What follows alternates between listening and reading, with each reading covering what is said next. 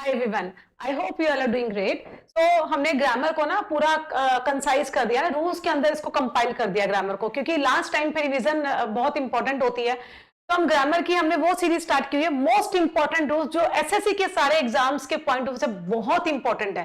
ठीक है ना, चाहे वो आपका एसएससी का सीजीएल हो, सीपीओ हो, स्टेनो हो, सीएचएसएल हो, एमटीएस हो, ठीक है, सभी एग्जाम में अगर आप देखेंगे ना, ये रूल्स मतलब मोस्ट इंपॉर्टेंट है, यहां से क्वेश्चंस आते ही आते हैं। तो अभी तक हमने मतलब टोटल 15 रूल कर लिए, ठीक है, 5 रूल एक वीडियो में हम इनकलकेट करके चल रहे हैं। तो आज हमारा ये 4th वीडियो है, मतलब इसके अंदर हम रूल नंबर 16 पे आ गए हैं। ठीक है, रूल नंबर 16। तो जो भी स्टूडेंट इस वीडियो को देख रहा है ना, तो पहले वाली वीडियो को जरूर देखना। आपको एक तो वीडियो बहुत ये सारी की सारी जो सीरीज चल रही है ना, बहुत फ्रूटफुल है ना। इससे आपको अगर आपने पूरा ग्रामर कर लिया तो ये आपके लिए बहुत फ्रूटफुल है, ये सारी की सारी वीडियोस। देखिए अब रूल नंबर 16 को देखते हैं। 16 नंबर रूल क्या बोल रहा है, present participle versus past participle, है ना। तो सबसे पहले तो ये समझना प्रेजेंट पार्टिसिपल्स होते क्या हैं। प्रेजेंट पार्टिसिपल मतलब जिन वर्ब के अंदर आईएनजी लग जाए ना, तो वो हमारे होता है प्रेजेंट पार्टिसिपल्स, ठीक है। और एक होते हैं पास्ट पार्टिसिपल, पास्ट पार्टिसिपल मतलब वर्ब की थर्ड फॉर्म। तो प्रेजेंट जो पार्टिसिपल्स होते हैं ना, वो लिविंग के लिए आते हैं, ठीक है, मतलब वो उन पे ना वो सामने वाले को इफेक्ट डालते हैं। प्रेजेंट पार्टिसिपल जो होते हैं सामने वाले को इफेक्ट डालेंगे। मोर ओवर बात यह है कि कभी कभी एग्जाम में ना हिंट लेना हो तो वेरी के साथ में ना प्रेजेंट पार्टिसिपल आता है, वेरी के साथ में, ठीक है। और जो पास्ट पार्टिसिपल होता है ना, तो ये जो डूअर होता है ना उस पर इंपैक्ट डालता है, मतलब डूअर खुद ही पास्ट पार्टिसिपल का मतलब करता होता है, मतलब उस पर इंपैक्ट आता है। हम इसको समझेंगे, देखिए कैसे। होरिफाइड मैन, अब इसको थोड़ा समझना आराम से। एक जो इंसान है, ठीक है, कोई मैन है, आदमी है, वो क्या है, डरा हुआ। तो पास्ट पार्टिसिपल मतलब वर्ब की थर्ड फॉर्म जो डूअर है ना उस पे इंपैक्ट आता है, वही उस चीज को भुगत रहा होता है, ठीक है ना। मैं बोलूं confused man, confused man, confused verb की थर्ड फॉर्म है। देखिए वर्ब की जो थर्ड फॉर्म होती है ना, वर्ब की थर्ड फॉर्म, ये आपने समझा होगा ना, हैज, हैव और हैड के साथ ही आती है। हैज, हैव और हैड के साथ आती है, कब, एक्टिव वॉइस में, है ना। ये कब आती है वर्ब की third form has, have, had के साथ में, जब आपका सेंटेंस ना एक्टिव वॉइस में हो, है ना। टेंस में हमने सीखा है she has completed her work, they have completed their work, ये एक्शन वर्ब्स होती हैं। यहां पे जो वर्ब की थर्ड फॉर्म है ये क्या है बच्चे, एक्शन वर्ब। जब एक्शन वर्ब कब बनेगी, जब या तो ये हैज के साथ आएगी, या हैव के साथ में, या फिर हैव के साथ में। समझ पा रहे हैं आप इस चीज को, I have completed my work, देखो एक्शन बता रहे हैं यहाँ पे। तो वर्ब की थर्ड फॉर्म एक्शन वर्ब भी होती है, और वर्ब की थर्ड फॉर्म पास्ट पार्टिसिपल भी होती है। तो जब ये पास्ट पार्टिसिपल होगी ना, तो ये हैज, हैव, हैड के बिना ही आएगी। पहली बात तो ये आपको लर्न करना है। और जो इंसान होता है ना उस पर ही इंपैक्ट आता है। जैसे मैं ये बोलूं ब्रोकन चेयर, तो चेयर कैसी थी, टूटी हुई, तो चेयर पे इंपैक्ट आ रहा है ना। हॉरिफाइड मैन, तो मैन कैसा था, हॉरिफाइड, डरा हुआ इंसान। अगर मैं बोलूं अम्यूज्ड, ठीक है, अम्यूज्ड परफॉर्मेंस, या मैं लिखूं अम्यूजिंग परफॉर्मेंस, समझना इसको। एक वर्ड है यहां पे अम्यूजिंग परफॉर्मेंस, है, और एक है अम्यूज्ड, अम्यूज्ड परफॉर्मेंस। अब आप क्या लगाएंगे, परफॉर्मेंस कैसी होती है, परफॉर्मेंस खुद तो अम्यूज नहीं होगी ना, परफॉर्मेंस तो नॉन लिविंग है। तो कहने का मतलब यह है कि नॉन लिविंग जब होता है ना, तो उसके साथ में पास्ट पार्टिसिपल ना मतलब यूज कहीं कहीं नहीं करते, पर आपको ये चीजें समझनी पड़ेगी। जैसे मैंने यहाँ पे लिखा ब्रोकन, ब्रोकन में तो थर्ड फॉर्म है, ठीक है ना। तो ब्रोकन चेयर, तो चेयर कैसी थी, टूटी, तो चेयर भी नॉन लिविंग थी, है कि नहीं, नॉन लिविंग थी, लेकिन चेयर कैसी थी, टूटी हुई। लेकिन ये परफॉर्मेंस देखो नॉन लिविंग है। अब आप ये समझना कि नॉन लिविंग होने के बावजूद भी ना, यहाँ पे हम अम्यूज परफॉर्मेंस नहीं लगाएंगे। परफॉर्मेंस अपने आप में थोड़ी ना अम्यूज हो सकती है, इंसान तो अम्यूज हो सकता है। मतलब मैं बोलूं आई वॉज अम्यूज्ड, ठीक है, मैं अम्यूज हो गई टू सी हर परफॉर्मेंस, किसी की परफॉर्मेंस देखे मैं बहुत ज्यादा मंत्रमुग्ध हो गई, अम्यूज हो गई, ठीक है। लेकिन जो परफॉर्मेंस थी, ठीक है, वो कैसी थी, अम्यूजिंग। परफॉर्मेंस अपने आप खुद में अम्यूज थोड़ी ना हो जाएगी, खुद थोड़ी ना अपने आप को अम्यूज कर देगी, ठीक है। परफॉर्मेंस किसी को अम्यूज करेगी, किसी को जब अम्यूज करेगी तो वहां पे क्या आएगा आपका, प्रेजेंट पार्टिसिपल। परफॉर्मेंस कैसी थी, अम्यूजिंग। अब मैं ये लिखूं इंटरेस्टेड स्टूडेंट, या फिर लिखो इंटरेस्टिंग स्टूडेंट्स, ठीक है, समझना। एक वर्ड है इंटरेस्टिंग और एक है इंटरेस्टेड, ठीक है। यहां पे लगा दो स्टूडेंट्स, तो स्टूडेंट्स इंटरेस्टिंग थोड़ी ना हो सकते हैं, तो इसका गलत मीनिंग हो जाएगा ना। स्टूडेंट्स, मैं बोलूं मुझे तो किसी स्टूडेंट में इंटरेस्ट है, तो मीनिंग गलत निकल रहा है ना। इंटरेस्टेड स्टूडेंट्स, जो स्टूडेंट्स इंटरेस्टेड हैं किस में, इंग्लिश क्लास में, वो इस चैनल को ज्वाइन कर ले और मुझसे पढ़ें। समझ पा रहे हैं? तो इंटरेस्टिंग स्टूडेंट्स गलत हो जाएगा, गलत मीनिंग कन्वे करेगा। तो बच्चे कैसे थे? इंटरेस्टेड किस में? क्लास के अंदर। वैसे ही परफॉर्मेंस कैसी थी? परफॉर्मेंस खुद अम्यूज नहीं होगी, परफॉर्मेंस अम्यूज करती है सामने वाले को, जो बैठे होते हैं दर्शक, उनको परफॉर्मेंस क्या करती है? अम्यूज करती है। तो क्या लिखेंगे? Amusing performance, amusing performance. हाँ, अम्यूज पर्सन हो सकता है, ठीक है, अम्यूज कोई पर्सन हो सकता है। वैसे ही इंटरेस्टेड कोई स्टूडेंट हो सकता है। इंटरेस्टिंग स्टूडेंट गलत हो जाएगा, गलत मीनिंग कन्वे करेगा। तो आई होप आपने इन चीजों को समझा होगा। हॉरिफाइंग मैन, देखो डरावना आदमी। अब कुछ लोग होते हैं ना बहुत ही ग्रोटेक्स उनका अपीयरेंस होता है ना, तो उनको देख के मतलब हम बोलते हैं ना हॉरिफाइंग मैन है ये, मतलब इसको देख के हम डरावना सा है ये, इनको देख के हम डर जाते हैं, है ना। और ये हॉरिफाइड मतलब खुद डरा हुआ। वर्ब की थर्ड फॉर्म मतलब उस पर अप्लाई होता है, और वर्ब की जो आईएनजी फॉर्म है सामने वाले पे इफेक्ट डालती है वो, ठीक है। अब इसको देखिए, इस पे जो हम एग्जांपल्स करते हैं, बहुत अच्छा कॉन्सेप्ट है, पेपर में यहाँ से क्वेश्चंस आते हैं, ठीक है ना, बहुत अच्छे लेवल के क्वेश्चंस आते हैं। हम देखेंगे किस तरह से क्वेश्चंस आए हुए हैं। पहले देखिए कुछ एग्जांपल्स आएंगे। द कमिटी, कमिटी हमारा सेंटेंस का सब्जेक्ट है, ठीक है। वॉज शॉक्ड, अब कमिटी क्या थी? शॉक्ड हो गई। कमिटी क्या थी? शॉक्ड हो गई। कमिटी शॉक्ड हो सकती है ना, मैं बोलूँ I was shocked, I was shocked, मैं शॉक हो गई, मैं तो हो सकती हूँ शॉक, है ना। तो ये क्या हमारी वॉज क्या है? Linking verb. देखो आपने ये लर्न किया हुआ ना, is am are was were be, be की फॉर्म के साथ में वर्ब की जो थर्ड फॉर्म आती है वो पैसिव बनाती है, ये तो लर्न किया होगा। तो ये जरूरी नहीं है कि बी की फॉर्म है और वर्ब की थर्ड फॉर्म में पैसिव है, ये पैसिव नहीं है। आप ये देखो कमिटी, कमिटी शॉक्ड हो गई है, यहाँ पे बच्चे ये जो वॉज है ना, ये लिंकिंग वर्ब है, ये क्या है? Linking verb. और हमेशा लिंकिंग वर्ब के बाद में ना एडजेक्टिव्स आते हैं। एडजेक्टिव मतलब वर्ब की थर्ड फॉर्म, मतलब आपके पास्ट पार्टिसिपल, याद रहेगा। देखिए हमने इन चीजों को लर्न किया, रट्टा मारा हुआ है कि जब बी की फॉर्म आती है ना, बी के साथ में हम क्या करते हैं? वर्ब की थर्ड फॉर्म का यूज करते हैं ना, तो वो पैसिव बनाता है, ये हमने लर्न किया, ठीक है ना। लेकिन जरूरी नहीं है कि बी के बाद में वर्ब की थर्ड फॉर्म आए वो पैसिव बनाए, ठीक है ना। कभी कभी ये खुद लिंकिंग वर्ब का काम करती है, और जो वर्ब की थर्ड फॉर्म होती है ना, थर्ड फॉर्म नहीं होती, ये क्या है? एडजेक्टिव, इसको पास्ट पार्टिसिपल बोलते हैं। इसमें कमिटी पैसिव वॉइस नहीं है ये, ठीक है ना। कमिटी क्या थी? शॉक्ड थी, कमिटी खुद शॉक्ड थी, तो वॉज यहाँ पे लिंकिंग वर्ब है और वर्ब की थर्ड फॉर्म है ये वर्ब की थर्ड फॉर्म, यहाँ पे वर्ब की थर्ड फॉर्म नहीं है, ये यहाँ पे पास्ट पार्टिसिपल है जो एज ए एडजेक्टिव का काम कर रहा है, ठीक है। टू सी ये हमारा इन्फिनिटिव है। द अलार्मिंग स्टूडेंट्स, अब स्टूडेंट थोड़ी ना अलार्मिंग होंगे, अलार्म्ड स्टूडेंट्स, समझ पा रहे हैं? जो स्टूडेंट्स क्या थे? अलार्म, चैतन्य थे, reaction. The committee was shocked to see the alarmed students reaction, student थोड़ा ना अलार्मिंग बन जाएंगे, ठीक है। नेक्स्ट देखिए, ही गेव, उसने दिया क्या?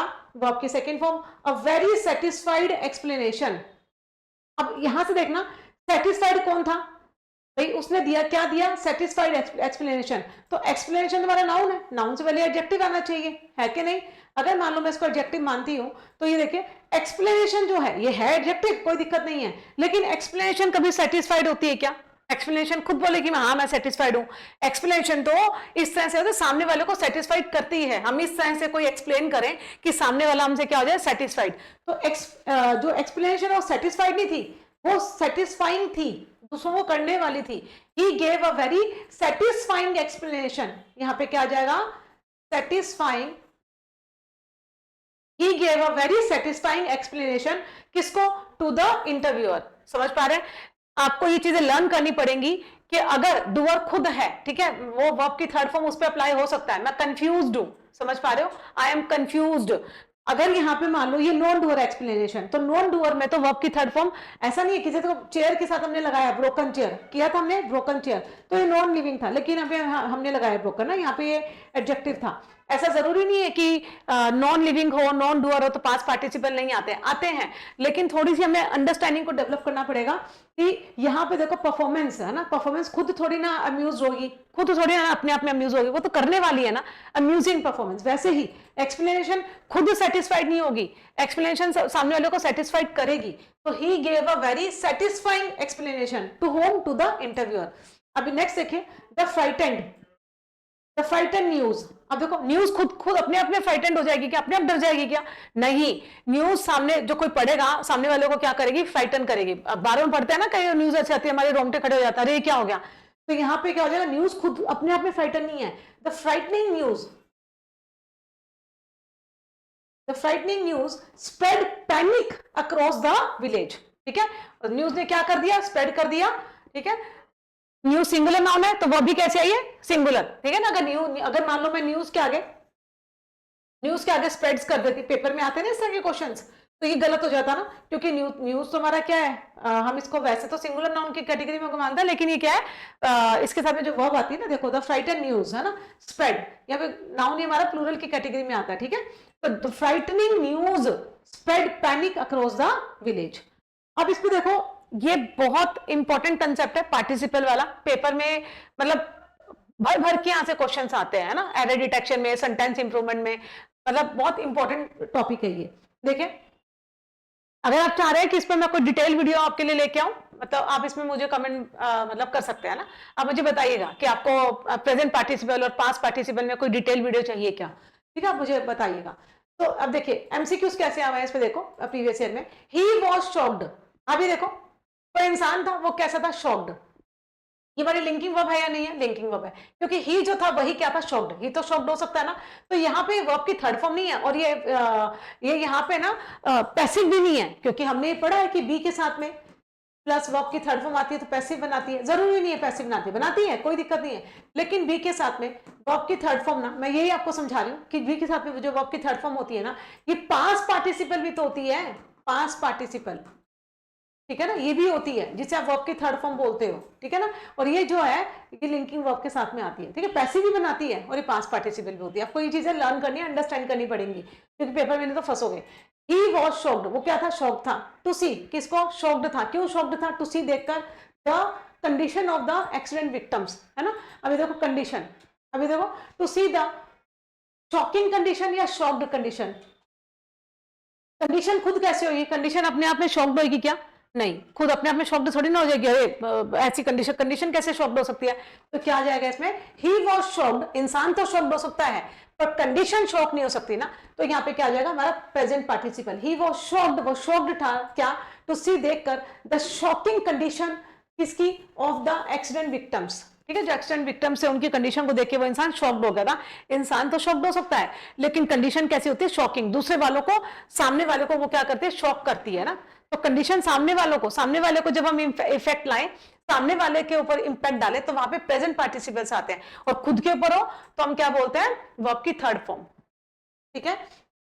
नेक्स्ट देखिए, द इंस्ट्रक्शंस, ठीक है, इंस्ट्रक्शंस क्या थे, गिवन बाय द ऑफिसर, अभी तो गिवन बाय आ गया ना, तो ये आपका क्या है, पैसिव, इंस्ट्रक्शंस दिए गए, गिवन बाय किसके द्वारा, ऑफिसर के द्वारा। वर वेरी, इंस्ट्रक्शंस कैसे थे, इंस्ट्रक्शन क्या खुद कंफ्यूज होंगे क्या, जो इंस्ट्रक्शंस हैं हम दे रहे हैं वो खुद कंफ्यूज हो जाते हैं क्या, नहीं, वो कंफ्यूज करते हैं, ठीक है ना। The instructions given by the officers were confusing, ठीक है। चलिए नेक्स्ट, अब अगर आप इसमें देख पा रहे हैं कि देखो ये जो वर्ड था ना, बाय द ऑफिसर्स वर्क है ना, वो थे वर्क, यहाँ पे अगर आप देख पा रहे हैं लिंकिंग वर्क का काम करिए यहाँ पे, है ना। द ऑफिसर्स वर्क, ऑफिसर्स कैसे थे, कंफ्यूजिंग, और लिंकिंग वर्क के बाद में तो एडजेक्टिव आते हैं जिनको हम पार्टिसिपल्स बोलते हैं। तो यहाँ पे कौन सा पार्टिसिपल आएगा, यहाँ पे या तो पास्ट पार्टिसिपल आएगा, या फिर यहाँ पे आपका क्या आएगा, प्रेजेंट पार्टिसिपल। लेकिन यहाँ पर आपका क्या आना था, प्रेजेंट पार्टिसिपल। ऐसा क्यों, क्योंकि जो इंस्ट्रक्शंस थी ना, इंस्ट्रक्शंस है ना, given by the officer work, तो इंस्ट्रक्शंस के लिए कहा जा रहा है, इंस्ट्रक्शंस कैसे थे, कंफ्यूजिंग, ठीक है ना। तो जो वर्ब आया ना, लिंकिंग वर्ब आई है, ये किसके लिए, इंस्ट्रक्शंस के लिए। इंस्ट्रक्शंस कैसी थी, कंफ्यूजिंग, समझ पा रहे हैं। ऑफिसर अगर खुद कंफ्यूज होते हैं तो कंफ्यूज आते हैं ना, द कंफ्यूज्ड ऑफिसर। नेक्स्ट देखिए, ये आपका सीजीएल का है, टीयर 1 टीयर 2 का है ना, 2024 में आया हुआ। देखो, द ऑडियंस रिमेन्ड, जो ऑडियंस थी वो रिमेन्ड थी क्या, through out the long speech, पूरे स्पीच में ऑडियंस क्या थी, मतलब बोर्ड थी या बोरिंग थी या बोर्डम। देखो बोर्डम तब का नाउन है, नाउन तो आएगा नहीं ना, क्योंकि रिमेन्ड, वो ऑडियंस क्या थी, बोर्ड या बोरिंग। अब देखो ऑडियंस बोरिंग थोड़ी ना होगी, है ना, स्पीच बोरिंग हो सकती है, हिज स्पीच वाज बोरिंग, उसकी स्पीच कैसी थी, बोरिंग थी। लेकिन ऑडियंस है वो क्या हो जाएगी, बोर हो जाएगी। द ऑडियंस रिमेन्ड, ऑडियंस जो थी वो क्या हो गई, बोर हो गई, ठीक है, बोर्ड, समझ पा रहे हैं, through out the long speech. I hope आपने इस कंसेप्ट को समझा होगा अच्छे से। कंसेप्ट थोड़ा सा ट्रिकी है, लेकिन बहुत अच्छा कंसेप्ट है। मेंस के अंदर ना, मतलब आप एसएससी के पेपर्स देखेंगे तो यहां से मतलब क्वेश्चन आते ही आते हैं, बहुत इंपॉर्टेंट कंसेप्ट है। चलिए रूल नंबर 17, 17 रूल नंबर में देखिए क्या है, हम क्या सीख रहे हैं इसमें। एक तो होता है लिटिल और फ्यू, ठीक है ना। लिटिल तो आपको आइडिया होगा कि अनकाउंटेबल नाउन के लिए लगाते हैं, ठीक है। अनकाउंटेबल नाउन के लिए हम क्या लगाते हैं, लिटिल। और काउंटेबल नाउन के लिए, काउंटेबल नाउन कौन से होता है, जो सिंगुलर से प्लूरल हो जाए। Chair chairs, boy boys, girl girls, ये सारे के सारे जो मतलब प्लूरल बन जाते हैं, वो सारे के सारे क्या क्या होते हैं, काउंटेबल नाउन। काउंटेबल नाउन के लिए हम क्या लगाते हैं, फ्यू। हम ये बोल सकते हैं few girls, few boys, few chairs, few pens, है ना। अब काउंटेबल नाउन के लिए लिटिल तो नहीं लगाएंगे, लिटिल पेन्स, लिटिल चेयर्स गलत हो जाएगा ना। लिटिल वाटर, लिटिल मिल्क, है ना, लिटिल शुगर, इस तरह से। तो अनकाउंटेबल नाउन के लिए लिटिल और काउंटेबल नाउन के लिए फ्यू, ठीक है। तो लिटिल और फ्यू का मतलब क्या होता है, पॉजिटिव, ठीक है। नेगेटिव, सॉरी, इसका मीनिंग क्या होगा, नेगेटिव, मतलब ऑलमोस्ट नन, कुछ भी नहीं है, नेगेटिव। मैं अगर बोलूं I have little water left, मतलब ना के बराबर पानी रह गया। मान लो इसको मैं अगर आपको समझाना चाहूं तो इस तरह से, मान लो ये बोतल है और इसके अंदर बिल्कुल इतना सा पानी है, इतना सा, ठीक है। तो मैं, आपने जैसे मान लो मेरे से बोतल मांगी पानी की, तो मैं आपको बोल रही हूँ कि आप है ना अपनी थर्स्ट को क्वेंच नहीं कर सकते, ठीक है। You cannot quench your thirst, आप अपनी थर्स्ट को नहीं बुझा सकते, क्योंकि इसमें क्या है, there is little water, there is little water, मतलब ना के बराबर पानी रह गया बोतल में। There is little water in the बोतल, मतलब पानी ना के बराबर है, आपके यूज की नहीं है ये बोतल, है कि नहीं।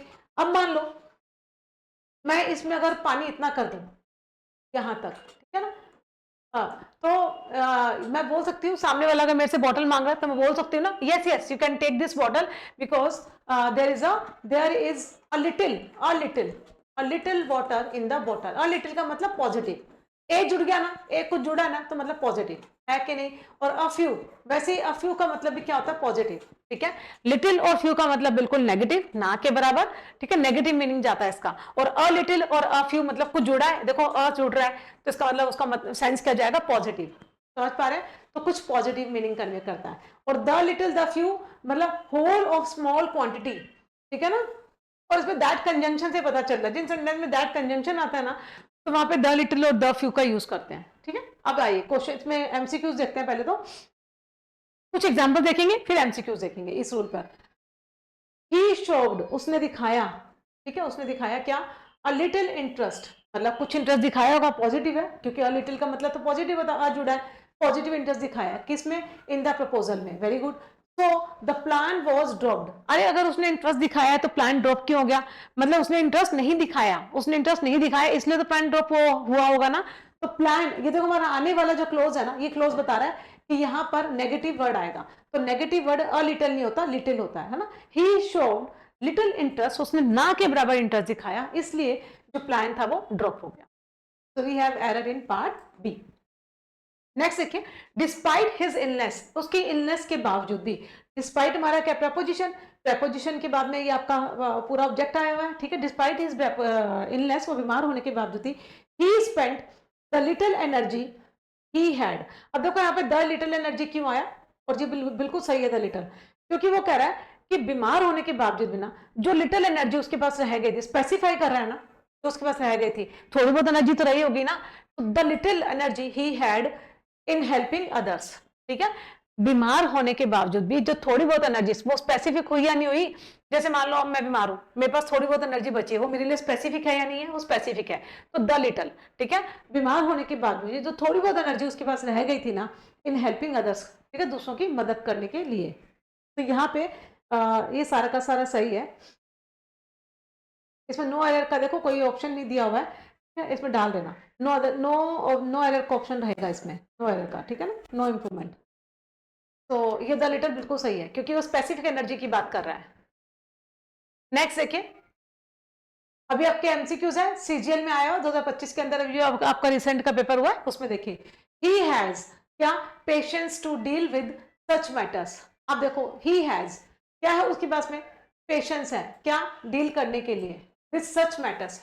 अब वही कह रहा है कि उसके पास में या तो भाई, या तो उसके पास में पेशेंस है, he has a little patience, है ना, a little patience to deal with such matters, उसके पास में क्या है, कुछ पेशेंस है डील करने के लिए विद सच मैटर्स, ठीक है। तो यहाँ पे अ लिटिल।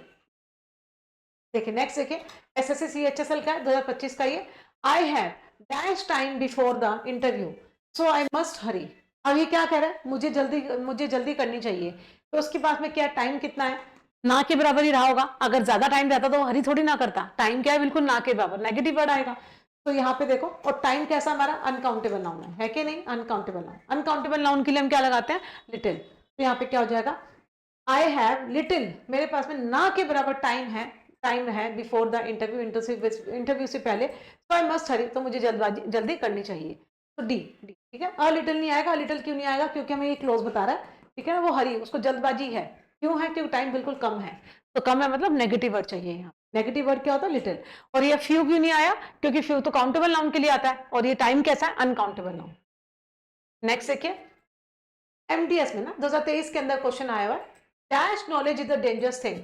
अब देखो, कुछ नॉलेज होती है ना, जो कुछ नॉलेज होती है ना, कुछ नॉलेज होती है ना, वो डेंजरस होती है, या तो इंसान को पूरी नॉलेज हो या फिर ना हो, ठीक है ना। अगर नॉलेज ही नहीं है तो डेंजरस किस चीज की है, नहीं है, मतलब थोड़ी, किसी इंसान को थोड़ी नॉलेज होती है ना, वो हार्मफुल होती है, ठीक है ना। इसलिए बोलते हैं ज्ञान पूरा होना चाहिए, ज्ञान क्या पूरा होना चाहिए, a little knowledge is dangerous thing, ठीक है ना। कि मतलब कुछ नॉलेज जो होती है ना, वो हमारे लिए हार्मफुल होती है। अगर नॉलेज होएगी नहीं, मैं ये लिखूं लिटिल नॉलेज इज डेंजर, तो जब नॉलेज ही नहीं है तो वो डेंजरस किस चीज की है कि नहीं, तो अ लिटिल।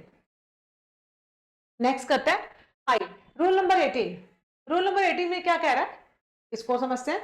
देखिए, टू पर्सन और correct degree of adjectives as per meaning. अच्छा देखिए, मतलब मीनिंग के अकॉर्डिंग हमें करेक्ट एडजेक्टिव्स लगाने हैं। कैसे, टू पर्सन और थिंग का कंपैरेटिव डिग्री आता है, ये तो हमने पिछले रूल में भी किया है कि दो लोगों का जब कंपैरिजन होता है तो कंपैरेटिव डिग्री आता है ना, और दो से ज्यादा का होता है तो सुपरलेटिव डिग्री। कैसे, अगर और खुद का होता है तो पॉजिटिव डिग्री आती है। ये तो मैंने आपको बताए भी थे एग्जाम्पल, जैसे मान लो मैं लिखूं शी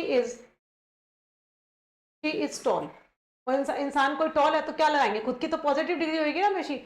अब शी का मान लो कंपैरिजन करवाएं, she is taller, comparative degree आ गई हमारी, कंजंक्शन क्या आएगा, then she is taller than Neha, वो नेहा से ज्यादा क्या है, टॉल है। दो लोगों का कंपैरिजन हो गया, तो कंपैरेटिव डिग्री और कंजंक्शन क्या आ गया, देन। अब मैं बोलूं कि वो पूरे टाउन में सबसे ज्यादा बड़ी है, सबसे ज्यादा लंबी है पूरे टाउन में, कंपैरिजन नेहा से नहीं है, किसी एक इंसान से नहीं है, पूरी कॉलोनी में सबसे बड़ी है, पूरी एरिया में सबसे बड़ी है ना। तो क्या लगाएंगे, she is the, article the लगेगा, टॉल का टॉलेस्ट, कहां पे बड़ी है, इन द टाउन।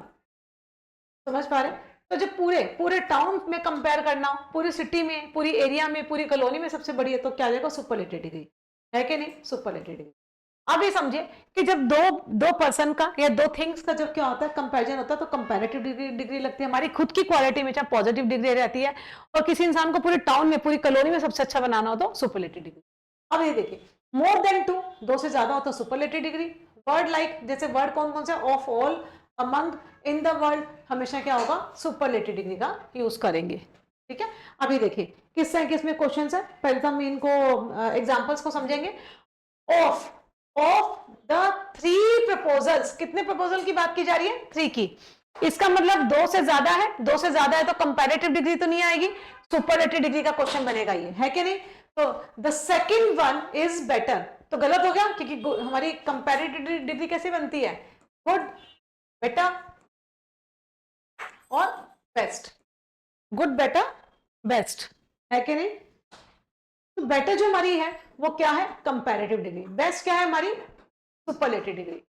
तो और जो गुड हमारी क्या है, वो पॉजिटिव डिग्री, है कि नहीं। तो अब इसको देखिए, मैं अगर इसको देखूं, सबसे पहले देखिए सेकंड वन, तीन लोगों का कंपैरिजन किया जा रहा है, तीन लोगों का कंपैरिजन है, तीन में से बोल रहा है कि जो सेकंड है ना, मान लो तीन इंसान है, एक दो तीन, ठीक है ना, सेकंड वाला जो है ना, the second one is better, कह रहा है जो सेकंड वाला है ना वो ज्यादा अच्छा है। तो तीन लोगों का कंपैरिजन है तो कंपैरेटिव डिग्री नहीं आएगी, है ना, यहाँ पे क्या आएगी, सुपरलेटिव डिग्री।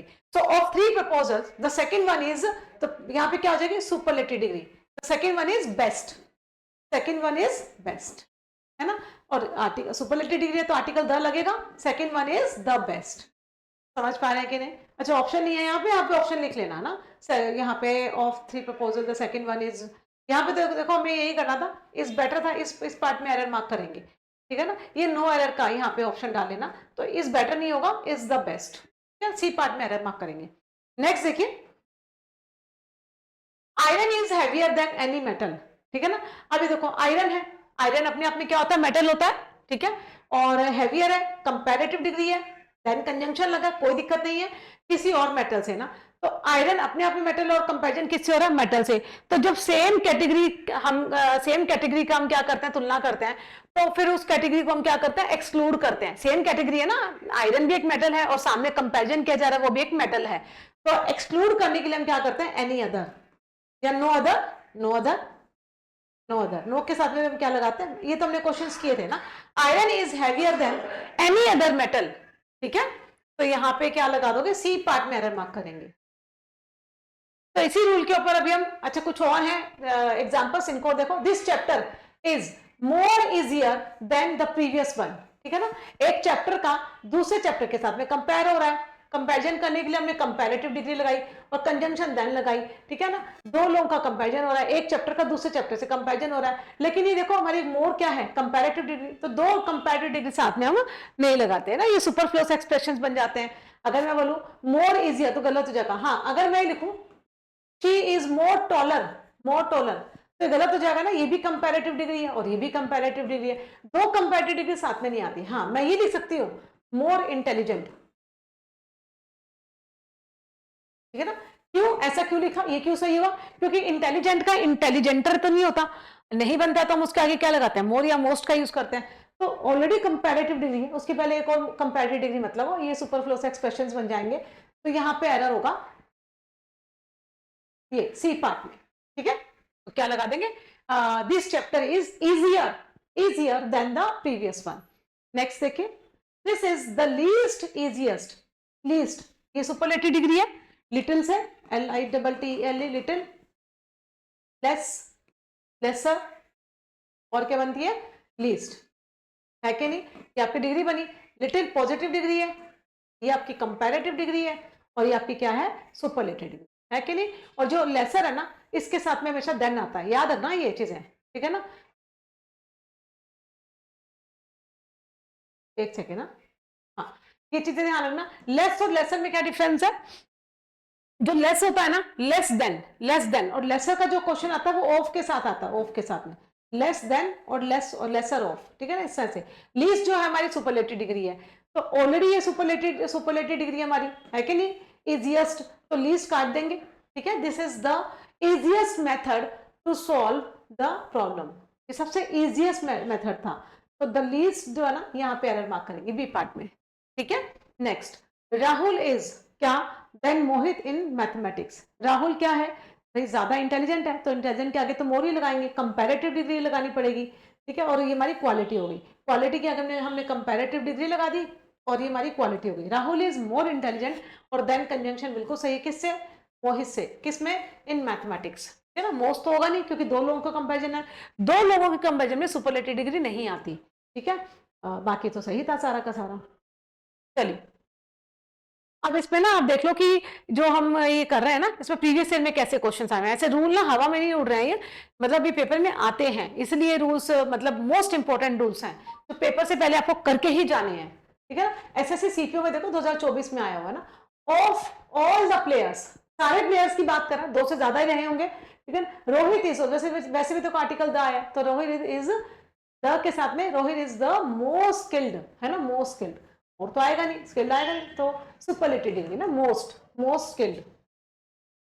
नेक्स्ट देखिए, SSC CHSL में 2025 के अंदर she is one of the, है ना, बहुत सारे टीचर्स में से कंपैरिजन किया जा रहा है, तो क्या है, she is one of the most experienced teachers in the school, sorry, अब यहाँ पे आप ये पूछेंगे मैं मोर क्यों नहीं आया ना, she is one of the more experience, more इसलिए नहीं आया क्योंकि ऑफ एक ऐसी प्रेपोजिशन है जो आउट ऑफ मैनी में से सिलेक्शन का काम करता है, एक सेकेंड ना, जो आउट ऑफ में से, एक सेकेंड रुके,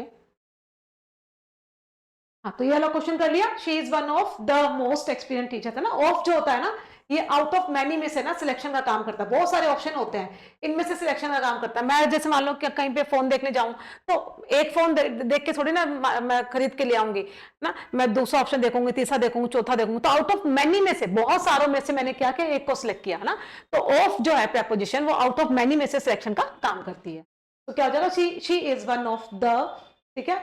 मोस्ट एक्सपीरियंस, क्यों क्या मोस्ट, क्यों किया, क्योंकि सुपरलेटिव डिग्री है। सुपरलेटिव डिग्री मतलब बहुत सारों में से ना, बहुत सारों में से एक को चूज करता है। तो she is one of the most experienced teachers in the school. More नहीं आएगा क्योंकि ऑफ जो है ना, ऑफ दो के लिए नहीं आता, ठीक है ना, ये ध्यान रखना, कई सारों में से। चलिए नेक्स्ट रूल नंबर हमारा क्या है, 19 नंबर रूल है आज का, ठीक है। इसको देखते हैं। कंफ्यूजिंग वर्ब्स है ना, ये वर्ब्स देखो बहुत ज्यादा कंफ्यूजिंग है, इनको देखना अच्छे से, इन पे क्वेश्चन भी आते हैं। देखो ऐसे बहुत सारी वर्ब्स है, लेकिन ये मोस्ट इंपॉर्टेंट है, पेपर में बार बार पूछी जाती है, तो यही हमने आज है ना इनमें डाली है। देखो फॉल, फेल, फॉलन, एक होती है फेल, फेल्ड, ठीक है, और इसकी थर्ड फॉर्म भी फेल्ड होती है, ठीक है। देखो ये तो होता है गिरना, है ना, फॉल, फेल, फॉलन, ठीक है। ये तो होती है आपकी गिरना, ठीक है, ये आपकी इनट्रांजिटिव होती है। जैसे मान लो मैं चलते चलते गिर गई, आई फेल, समझ पा रहे हो, मैं गिर गई, आई फेल, तो इनट्रांजिटिव आगे ऑब्जेक्ट है ही नहीं। I feel, I fail, I laugh, मैं हंसी, समझ पा रहे हो क्या, आई लाफ्ड, मैं हंसी। तो जो काम हम खुद से खुद के लिए करते हैं ना, वो सारी की सारी इनट्रांजिटिव वर्ब्स होती हैं। इनट्रांजिटिव वर्ब के बाद में ऑब्जेक्ट नहीं आते, ठीक है। अगर मैं बोलूं कि मैं, मतलब मैं हंसी, मैं नहाई, मैं मार्केट गई, तो मेरे काम देखो, मैं सारे काम खुद से खुद के लिए कर रही हूँ, ठीक है ना। ये इनट्रांजिटिव वर्ब्स होती हैं। इनट्रांजिटिव वर्ब्स वो होती हैं जिनके अपने आगे ऑब्जेक्ट नहीं होते। ट्रांजिटिव वर्ब के अपने ऑब्जेक्ट होते हैं, तो ऐसे लर्न कर लो। फॉल, फेल, फॉलन जो है ये इनट्रांजिटिव वर्ब है। अभी देखो फेल, फेल्ड, फेल्ड, है ना, गिराना, आप किसी को गिराएंगे तो ऑब्जेक्ट तो चाहिए जिसको गिराएंगे। जैसे मान लो माली ने पेड़ों को काट कर गिराया, है ना, तो the trees failed down, failed cut, गिर गए, गिर गए, तो किसी चीज को काट कर गिराना मतलब फेल, फेल्ड, फेल्ड। और ये क्या होता है, फॉल, फेल, फॉलन, मतलब इनट्रांजिटिव वर्ब हमारा खुद का गिरना, और ये होता है गिराना, और ये खुद का गिरना। तो खुद गिरेंगे तो कोई ऑब्जेक्ट थोड़ी ना होगा, हम खुद ही गिर गए, और ये किसी ऑब्जेक्ट को गिरा रहे हैं, काट के गिरा रहे हैं, ठीक है। Rise, rise, rose, Ryzen, rise, rose, Ryzen, ये भी हमारी इंट्रांजिटिव वर्ब होती है। जैसे सन, सन उगता है ना अपने आप ही, सन को थोड़ी ना कोई उगाता है, तो sun rises in the east बोलते हैं ना, सन राइजेस।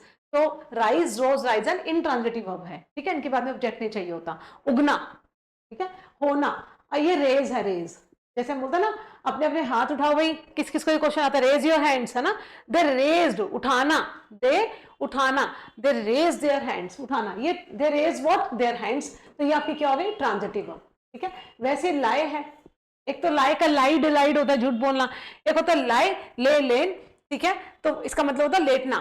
लाए एक आपकी वर्ब होती है, लाए, ले, लेन, ठीक है, ये होता है लेटना, लेटना, पड़े रहना, ये इंट्रांजिटिव वर्ब होती है, ठीक है। एक होता है ले, लेड और लेड, ठीक है।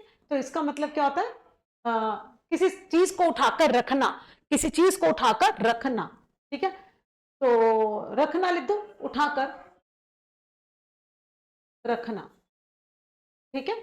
तो ये तो लेटना होता है, इंट्रांजिटिव वर्ब, और ये ट्रांजिटिव वर्ब है, क्योंकि हमने ले किया, हमने पोट को ले कर टेबल पे रख दिया है, उठाकर रखा, तो ये ट्रांजिटिव वर्ब है। इसके बाद में ऑब्जेक्ट चाहिएगा ही चाहिएगा, अगर ऑब्जेक्ट है तो इनमें से कुछ लगाओ, ऑब्जेक्ट नहीं है तो ये अब इंट्रांजिटिव वर्ब लगाओ।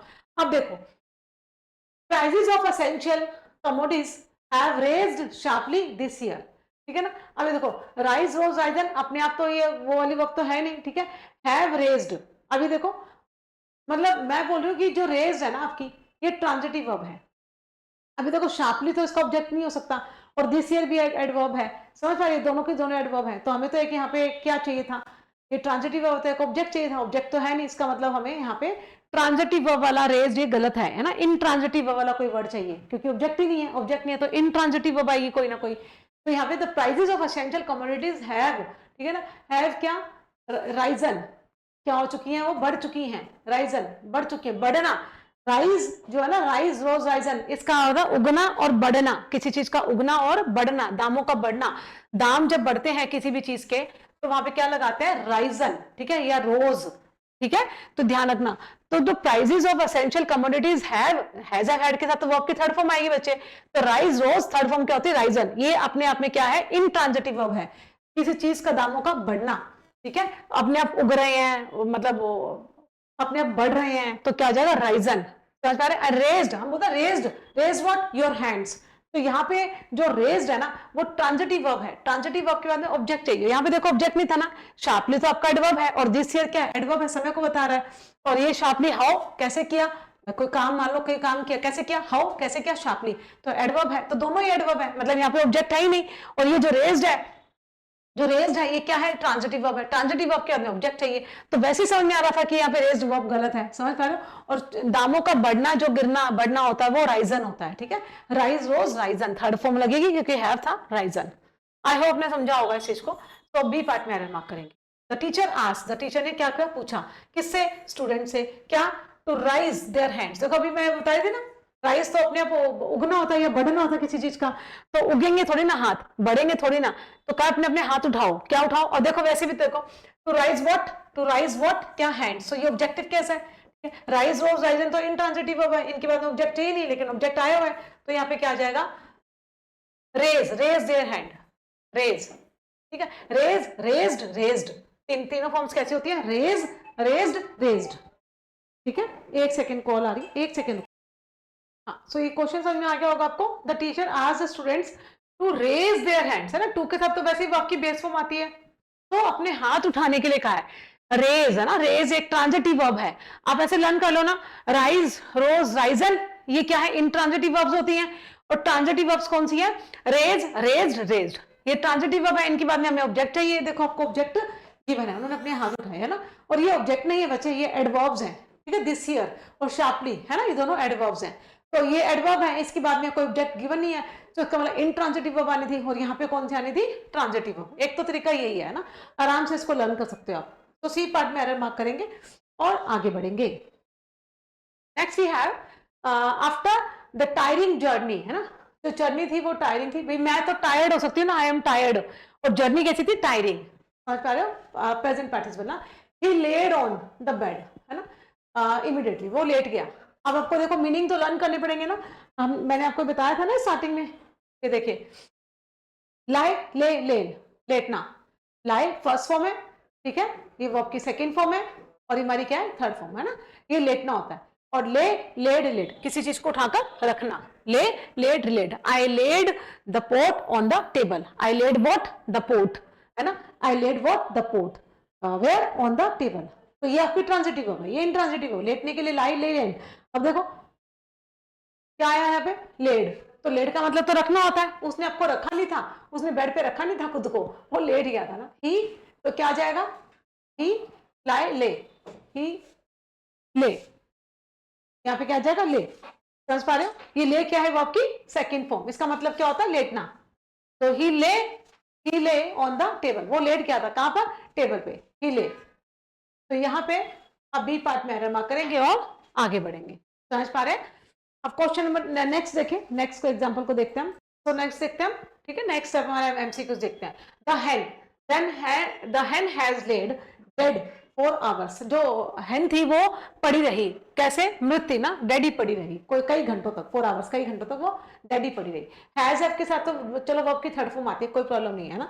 अब लेड का मतलब तो क्या होता है, ले, लेड, लेड, है ना, तो इसका मतलब किसी चीज को उठाकर रखना, लेकिन वो तो पड़ी रही ऑलरेडी, मतलब वहां पे पड़ी थी, मतलब लेटी थी, वहां पे पड़ी, लेटना मतलब वहां पे पड़ी थी ना, मतलब डेड पड़ी थी, तो उठाकर रखा नहीं किसी ने उसको, तो ऑलरेडी वहां पड़ी थी, तो यहाँ पे क्या आएगा, लाई, ले, लेन, तो थर्ड फॉर्म क्या होती है, लेन, लेन, है ना, लाई, ले और लेन, इसका मतलब होता है लेटना या पड़े रहना, लेटना या पड़े रहना, किसी चीज का लेटना या फिर पड़े रहना, पड़े रहना, ठीक है, ये आपकी क्या होती है, इंट्रांजिटिव वर्ब, और ट्रांजिटिव वर्ब होगी तो फिर आप क्या लगाएंगे, ले, लेड और ले, समझ पा रहे हैं कि नहीं।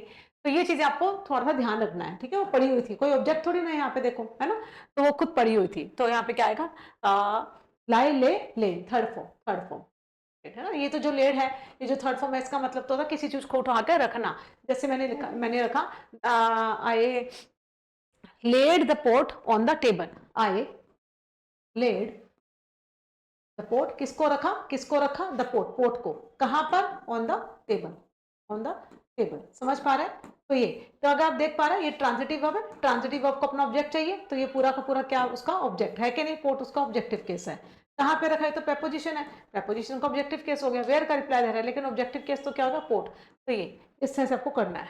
नेक्स्ट देखिए अब एमटीएस में ना 2023 में देखो इस पे कैसे क्वेश्चन आया हुआ, she the baby gently on the bed, है ना, शी। अब उसने देखो शी ने रखा ना, कोई मदर होगी, कोई नन होगी, कुछ कोई तो होगा ना, उसने बेबी को रखा जेंटली, आराम से, कहां पर, बेड पर, है ना। ये तो प्लेस हो गया, प्लेस को बताने वाली एडवर्ब हो गई, कोई प्रॉब्लम नहीं। जेंटली हाउ एडवर्ब हो गई, कहां कैसे रखा, जेंटली, है ना। शी उसने रखा, रखने का क्या मतलब होता है, लेड, है ना। जो थर्ड फॉर्म होती है इसकी देखो, सेकंड और थर्ड फॉर्म दोनों सेम होती है, उठाकर रखने की। ये वर्ब की सेकंड फॉर्म है और ये क्या है, वर्ब की थर्ड फॉर्म। लेकिन वर्ब की जो थर्ड फॉर्म होती है वो हैज, हैव या फिर हैड के साथ ही आएगी, है कि नहीं। तो यहाँ पे क्या आएगी आपकी वर्ब की थर्ड सेकंड फॉर्म, है ना। तो laid, laid second form. She laid the baby, उसने रखा बेबी को ऑन द बेड, है ना। द वर्कर आपका सीजीएल का ये 2024 का, the worker the heavy box, है ना।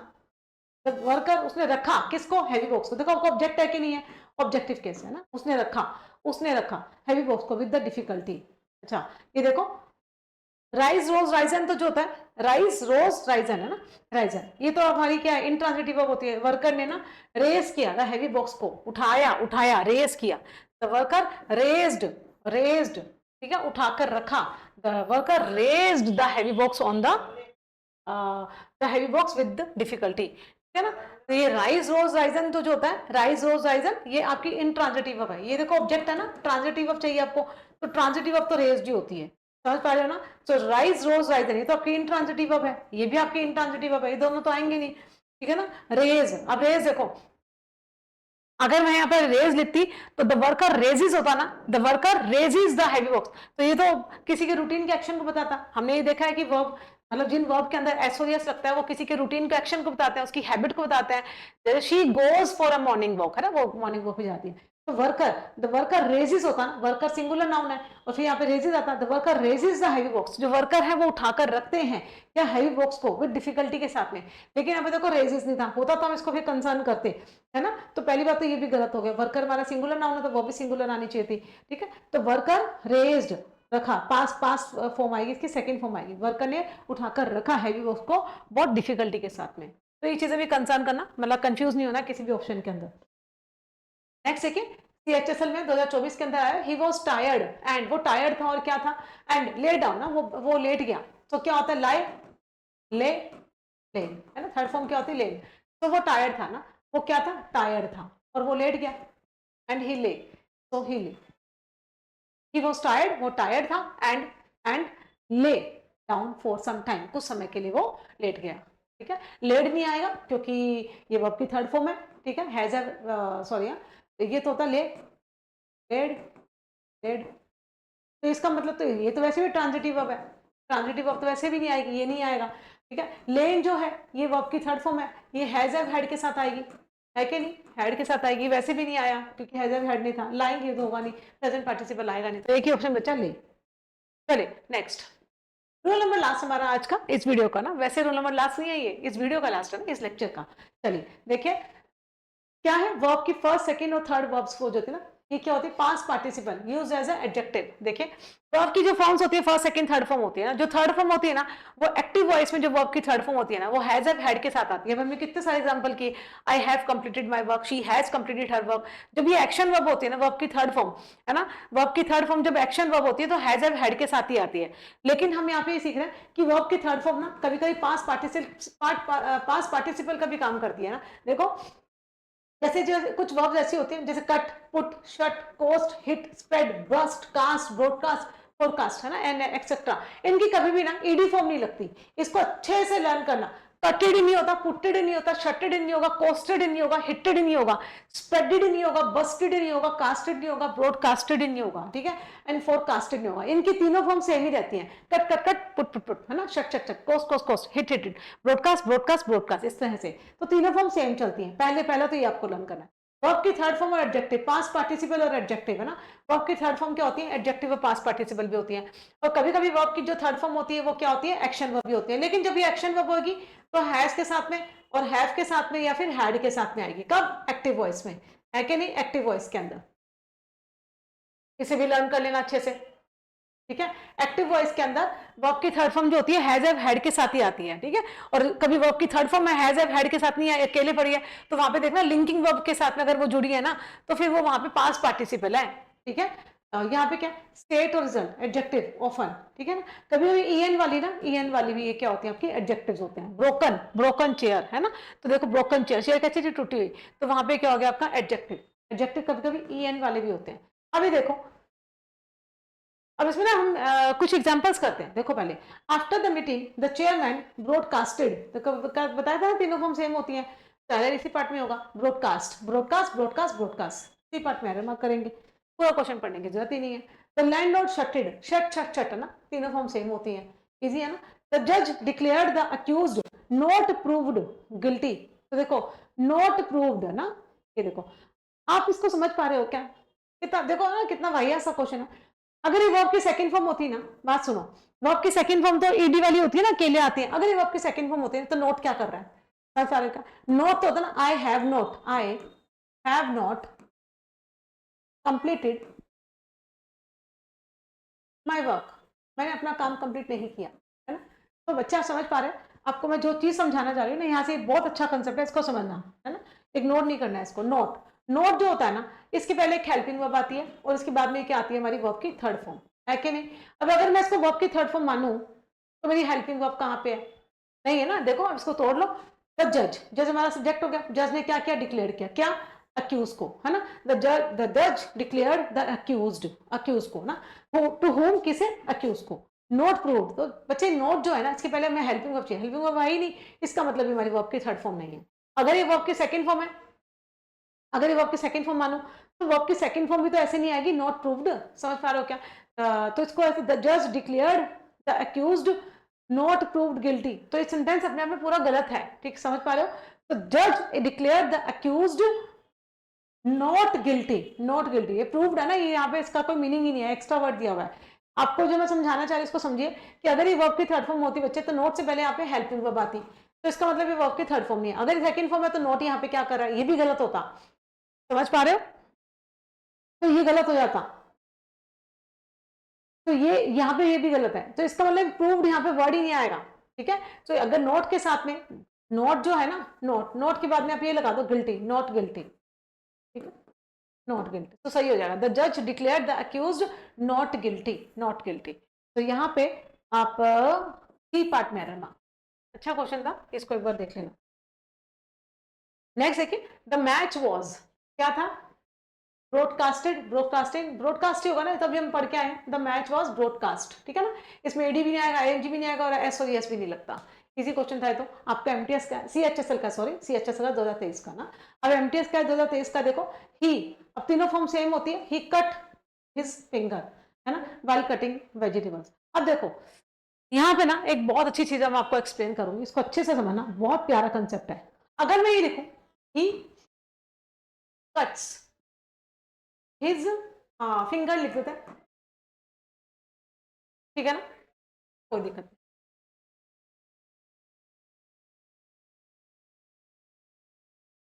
फिंगर, ठीक है ना, ही कट्स हिज फिंगर, आप समझ आ रहा है। एसओरियस जो लगता है वो मतलब किसी के रूटीन हैबिट को बताता है। क्या ऐसा कोई इंसान होता है कि रोज ही अपना फिंगर काट लेता हो, कट जाती है उसकी, तो पॉसिबल नहीं है, रूटीन की हैबिट तो नहीं हो सकती। तो आपको जो वर्ब के अंदर एसओरियस लगाना है ना, वर्ब की फर्स्ट फॉर्म, वो रूटीन की हैबिट को बताता है, रोज ही थोड़ी ना उसकी उंगली कट जाती होगी, ये तो गलत मीनिंग कन्वे कर रहा है। हम ये लिख सकते हैं कि कट हिज फिंगर, भाई कल वो कोई काम कर रहा था तो कल उसकी फिंगर उसे कट गई, है ना, तो ये क्या है वर्ब की सेकंड फॉर्म। ये जो वर्ब की फर्स्ट फॉर्म है ना, ये गलत मीनिंग कन्वे कर रही है, तो ऐसी सिचुएशन में हम वर्ब की सेकंड फॉर्म को प्रेफरेंस देंगे ना। अगर ये वर्ब की थर्ड फॉर्म होती तो he has cut his finger, या फिर कहते he had cut his finger, have तो आता नहीं ना, क्योंकि ही तो सिंगुलर नाउन है, समझ पा रहे हैं कि नहीं, ठीक है। तो यहाँ पे वर्ब की सेकंड फॉर्म आएगी, फर्स्ट फॉर्म इसलिए नहीं आएगी, फर्स्ट फॉर्म जो होती है वो किसी की रूटीन हैबिट को बताता है, कोई इंसान रोज अपनी फिंगर नहीं काट सकता, गलत मीनिंग कन्वे करेगा, तो ठीक है ना। कट्स नहीं आएगा, कटिंग नहीं आएगा, कटेड तो होता ही नहीं, तो ही कट, उसने काटी, उसकी कट गई, ठीक है ना, उसकी फिंगर कट गई वाइल कटिंग वेजिटेबल्स, उसकी कल फिंगर कट गई वेजिटेबल्स कटते हुए, ठीक है ना। हम ये नहीं बोल सकते वो फिंगर काट लेता है वेजिटेबल्स कटिंग करते हुए, किसी की हैबिट नहीं हो सकती ये, किसी ना, यहाँ पे कट्स नहीं आएगा, अप्रोप्रिएट आंसर कट ही होगा यहाँ पे, कि कट हिज फिंगर, उसने अपनी फिंगर काटी या उसकी फिंगर कट गई व्हाइल कटिंग द वेजिटेबल्स, ठीक है। नेक्स्ट देखिए, द जज, जज ने क्या दिया, ऑर्डर दिया, वर्ब की सेकंड फॉर्म अकेले आई है, दैट कंजंक्शन है, ठीक है। नेक्स्ट हमारा सब्जेक्ट है, ये दूसरा क्लोज स्टार्ट हो गया, तो सब्जेक्ट हमारा 2 है, द अक्यूज्ड, है ना। Be, be. अब देखो बी के बाद में क्या आएगी, वर्ब की बेस फॉर्म आएगी। बी के बाद में वर्ब की हमारी क्या चाहिए, वर्ब की बेस फॉर्म चाहिए। क्यों चाहिए, देखो जो ये वर्ड है ना ऑर्डर, हम बोलते हैं ना किसी को सजेशन देना, ऑर्डर करना, ठीक है, इस तरह के हमने वर्ड सुने होंगे। तो इनके बाद में हमेशा वर्ब की बेस फॉर्म आती है। वर्ब की क्या आती है, बेस फॉर्म। द जज ordered that the accused be, तो वर्ब की बेस फॉर्म क्या है, फ्री। वर्ब की बेस फॉर्म में एस और एस नहीं लगता, सेकंड फॉर्म नहीं आती, आईएनजी फॉर्म नहीं आती। तो यहाँ पे क्या होगा, बी पार्ट में रहेगा। द जज ordered that the accused B free immediately, ठीक है। तो यहाँ पे आप मुझे ना छोटा सा होमवर्क मैं आपको दे रही हूँ, छोटा सा, और बहुत अच्छा कॉन्सेप्ट है ये। ऐसे कौन कौन से वर्ड्स हैं, ऐसे कौन कौन से वर्ड्स हैं जिनके बाद में हम वर्ब की बेस फॉर्म लगाते हैं। आप मुझे वो सारे के सारे ना वर्ड्स लिख के बताओगे यहाँ पे, ठीक है। ऐसे कौन कौन से, जैसे किसी को ऑर्डर देते हैं, किसी को सजेस्ट करते हैं, ठीक है, या किसी को एडवाइस करते हैं, ठीक है, या हम किसी को किसी सजेशन वाले हैं, ऑर्डर है, किसी को ऑर्डर देना है, किसी पे कमांड करना है, ठीक है। इस तरह के वर्ड्स के बाद में हम वर्ब की बेस फॉर्म लगाते हैं, ठीक है। द जज order that the accused B free, जज ने ऑर्डर दिया कि अक्यूज को फ्री किया जाए इमीडिएटली, ठीक है, किया जाए, तो वर्ब की बेस फॉर्म आएगी, ठीक है। क्यों, क्योंकि ऑर्डर आया है। तो ऐसे कौन कौन से वर्ड्स हैं जिनके बाद में हम वर्ब की बेस फॉर्म लगाते हैं, वो छोटा सा होमवर्क दिए, वो आप मुझे बताएंगे कौन कौन से वर्ड्स हैं, ठीक है। बाकी बस ये आज इतना ही करता है वीडियो में। अब बहुत अच्छे रूल्स हैं, अगर आप सारे रूल्स देखो ना, ये बहुत प्यारे रूल्स हैं। आप देखो हर एग्जाम में आता है ये ना, हर एग्जाम में, तो उनको अच्छे से गो थ्रू करना है। और सेशन जिस भी स्टूडेंट, जो भी स्टूडेंट्स मेरे इन सेशंस को देख रहे हैं, अगर आपको फ्रूटफुल लग रहा है ना, आपको लग रहा है कि बहुत अच्छे सेशंस हैं, फ्रूटफुल्स हैं, तो फिर आप इसको लाइक करें, लाइक करना बनता है ना, लाइक करें। Thank you.